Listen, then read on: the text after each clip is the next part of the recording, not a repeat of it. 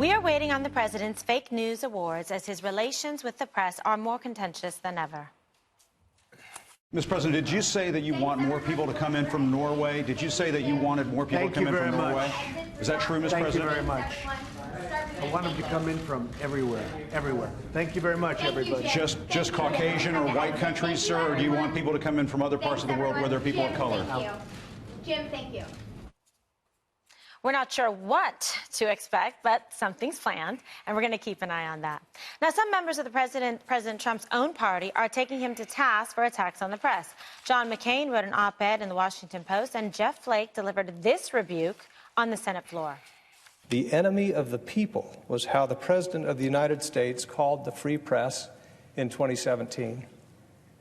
Mr. President, it is a testament to the condition of our democracy that our own president uses words infamously spoken by Joseph Stalin to describe his enemies. When a figure in power reflexively calls any press that doesn't suit him fake news, it is that person who should be the figure of suspicion, not the press. 2018 must be the year in which the truth takes a stand against power that would weaken it. Let us resolve to be allies of the truth and not partners in its destruction. The White House had this to say about the senator's speech. I found it quite interesting that he is coming out to attack this president, considering he's one that was recently defending an actually oppressive regime. He went to Cuba a few weeks ago and served as a mouthpiece for the oppressive Cuban government. He's not criticizing the president because he's against oppression. He's criticizing the president because he has terrible poll numbers. And he is, I think, looking for some attention. Looking for some attention, Greg. Yeah, I think the ultimate... Can you relate? Yes, I can. The ultimate joke by Donald Trump could be that the fake news awards is fake news, and it never happens, just as a nice practical joke. Here's the problem with Flake, and that I call that Flake news, is that he's comparing a tyrant, Stalin, to the president of a republic. So it's a little bit different, I would say. It's dishonest, it's in its hyperbole. You can criticize the press in America. In fact, Flake kind of worried me when he said that the only objective truth was in the media, which is just nuts. If the media would admit its bias, then accusations of false news would actually fade. It's the biggest lie of all, denying that reporters are not clouded by their own confirmation bias. We know it. It happens here. It happens there. So you have no right to criticize anybody for criticizing the media, because it's not about lies. It's about shaping your story based on bias. And the other flaw in Flake's reasoning, and this is done for attention, Flake news, is that Trump is bad for the press. No one has ever been better for the press in the history. Yesterday's medical press conference, he wouldn't let the doctor go back inside till he answered every question. For 8 years, they were Obama-tose. You know, they were in a coma under Obama because they agreed with everything that Obama did. Because they can't stand Trump, they suddenly, I mean, Trump gave them a liver transplant. They're now alive and they're mad. No, they should be bowing before Trump for actually bringing them back to life. He really is like an organ transplant for the press. It's so true. Okay, so he's revitalizing. So, Katie, what did you make of it? Well, I would go off of Greg's point and say that the White House press corps has never been so interesting. I mean, we play live the briefings every single day, and the reporters who sit in that room who never used to get any kind of TV attention are now getting attention. But back to Jeff Flake's floor speech.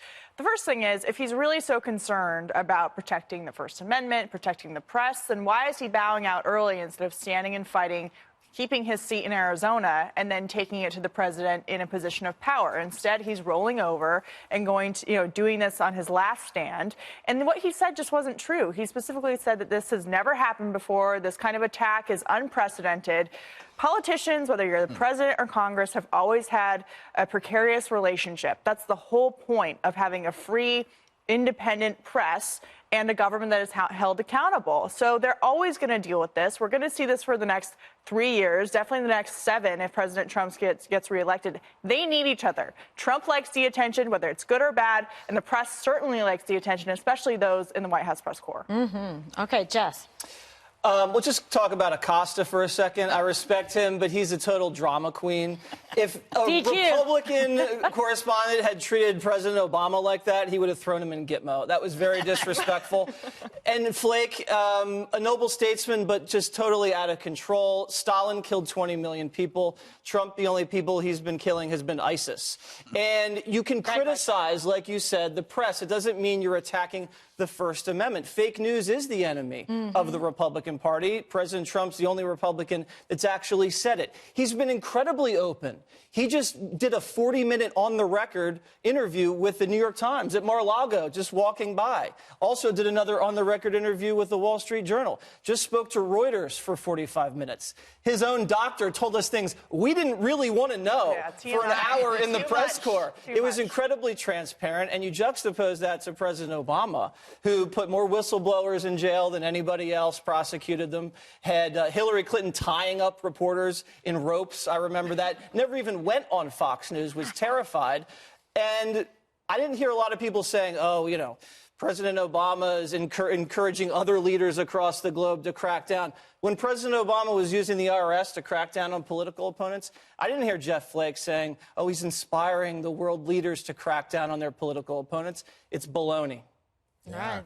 You know, it's baloney that's apparently being cut by Republicans, because it's not only Jeff Flake, it's John McCain today on the op-ed page of the Washington Post saying that the president's rhetoric, the way that he talks about the press, the enemy of the American people, again picking up on what Flake said about that being Stalinistic language, is a threat to press freedoms not only in this country, but a bad example for people in the Philippines and other countries where, you know, reporters face intimidation, harassment, and the truth is constantly being suppressed by I thought Trump autocratic abdicated leaders. his leadership in the world. Isn't that what they were saying? Now all of a sudden he's leading other leaders to crack down on the press? But wait, did those crackdowns start when Trump got elected, or? No, I think Venezuela's been throwing reporters in jail for What we're saying is that, in fact, the United States of America, a country with the First Amendment protections for the press, should not be giving any comfort or support to autocrats around the world who are seeking to suppress the press, but that's what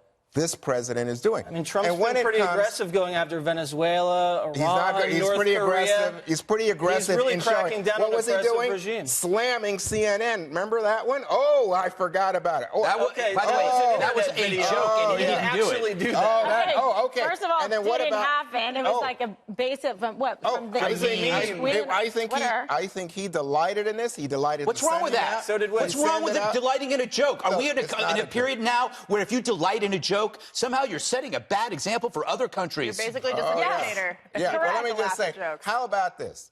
Trump should get the Lifetime Achievement Award for fake news, right? What the birther movement? Obamacare is dead, right? Remember that? How about Obama is wiretapping Trump Tower? Remember that one? Wasn't that actually proven true? No, it's not true. How about this one? The biggest inaugural crowd ever. How about this one? Landslide. I won in a landslide. Biggest victory ever. What about if you like your health care plan, you can keep it? Lie of the year. Oh, yeah. How about 6%? And if you like your doctor, you can keep it. 6% economic growth coming any minute, he says. I'm looking. We're getting plus 3%, maybe 3 months in a row. The first time since 2005. I'm okay with that. Yeah. I'm just saying, this guy makes up more stuff, and he should be crowned the fountainhead of fake news. Maybe that's what he'll do, Juan. The fact is, you know what? We know what Trump is. He doesn't actually hide what Trump is. He's more see-through than the guy in Operation. The little dude, you can pull out the organs. You know everything what you get. And I don't even, America kind of accepts that.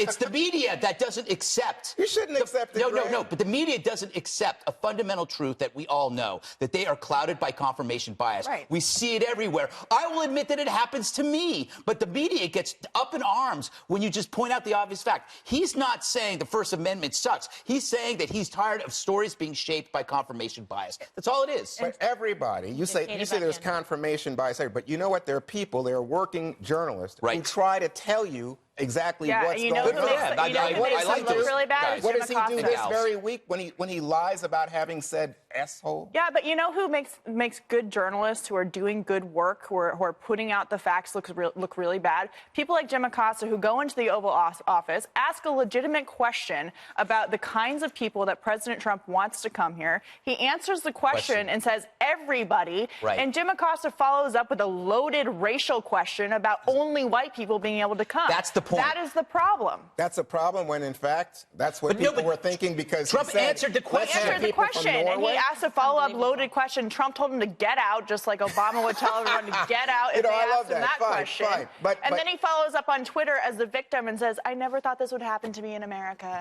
Yes. I'm so sad. Yeah, and he said in America, as though there are other countries that are bad. Right. That might be actually would assholes. happen. They call, I don't know. So here's the point, though, Amazing. Katie.